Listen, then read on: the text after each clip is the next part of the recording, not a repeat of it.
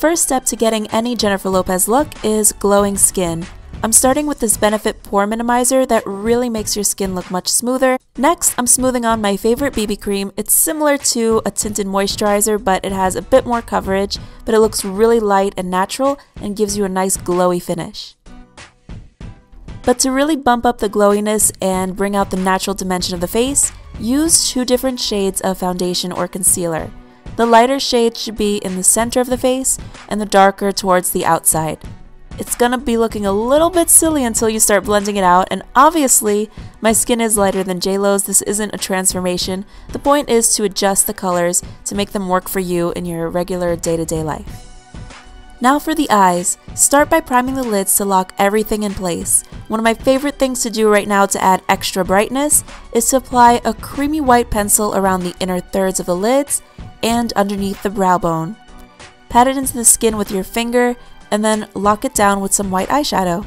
Applying a creamy white liner first is going to make any colors you apply on top brighter. Whatever eyeshadow is still left on the brush can be used on the rest of the lid just to create a nice, dry, smooth base for us to blend other eyeshadows on top of. Because we did that, this taupe eyeshadow we're brushing over the outer half of the lid should blend much easier with that white eyeshadow. If you're trying to stay true to the look, don't bring this color up higher than the crease. Blending matte shadows is a bit more challenging, so take your time and gradually build up the intensity. With a pencil brush and some brown eyeshadow, start tracing underneath the eye, and when you get to the inner third, bring the line down at an angle. And then I'm adding a darker brown eyeshadow over that for more intensity and to be truer to the look.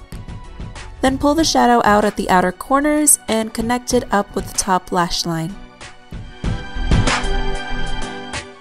With an angled liner brush and some light medium brown shadow, line the inner corners to a pointy shape. This is going to help give you that feline effect that I'm really loving lately, but since it's a brown instead of a black, it won't be as overwhelming.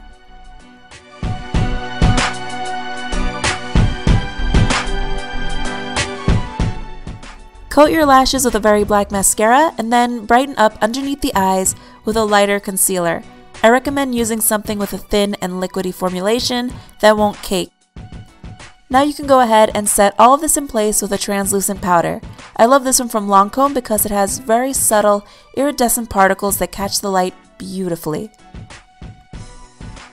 A little bit of bronzer for some added warmth, and a taupe blush to the apples of the cheeks.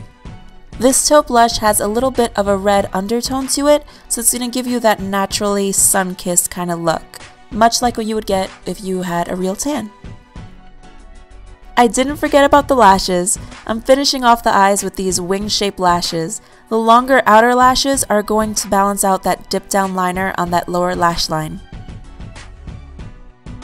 I started by lining the lips with a soft pink first, just to give a little bit of a hint of color, before I went over that with a very nude lipstick. I'm not a really big fan of how very light lipstick looks on my pale skin, so again, just use what works for you.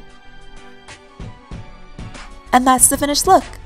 Glam and a little bit daring, just how JLo seems to like it. For a complete list of all the products that I used, you can visit my blog at blog.jessicaharlow.com. Bye!